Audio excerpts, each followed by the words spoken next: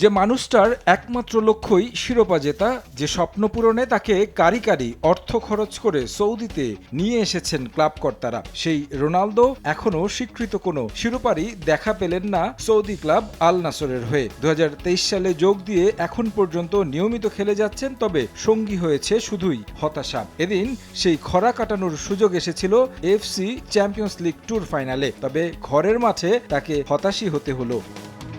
রিয়াদের আল আউয়াল পার্কে ম্যাচের শুরু থেকেই আক্রমণাত্মক ফুটবল খেলে সৌদির ক্লাবটি। শুরুতেই সুযোগ তৈরি করেন ক্রিস্টিয়ানো রোনালদো ও জোয়াও ফেলিক্স। 7 মিনিটে আব্দুল্লাহ রহমানের শট দারুণভাবে ঠেকান গাম্বার তরুণ গোলরক্ষক রুই আরাকি। 11 মিনিটে দূরপাল্লার শটে গোলের চেষ্টা করেন ফেলিক্স, তবে সেখানেও বাধা হয়ে দাঁড়ান আরাকি। একের পর এক আক্রমণ করেও গোলের দেখা পাচ্ছিল না আল নাসর। ফোটানোর ঝামেলা ছাড়াই নিরাপদ পানির জন্য ঘরে আনুন পিওরিট। কল করুন 16627। রোনালদোদের আক্রমণের সেই সুযোগেই ম্যাচের 30 মিনিটে পাল্টা আক্রমণ থেকে গোল আদায় করে নেয় গাম্বা ওসাকা। ইসাম জেবালির পাস থেকে জালের দেখা পান দেনিজ হুমেদ। সেই এক গোলে এগিয়ে যায় জাপানের ক্লাবটি। গোল হজমের পর আরও মরিয়া হয়ে ওঠেন রোনালদোরা। বল দখল, শট সব দিকেই এগিয়ে ছিল আল নাসর, তবে শেষ পর্যন্ত গাম্বার রক্ষণভাগ আর তরুণ গোলরক্ষকের সামনে বরাবরই ব্যর্থ হয়েছে সৌদি ক্লাবটি।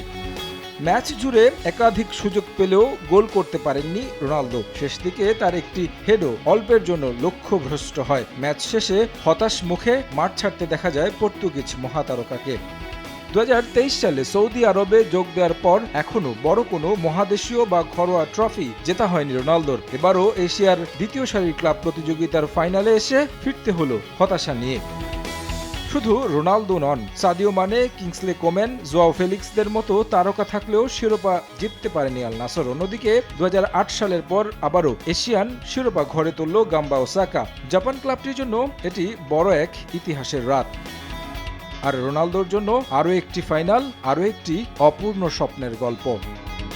তারেক হাসান শিমুল, সময় সংবাদ।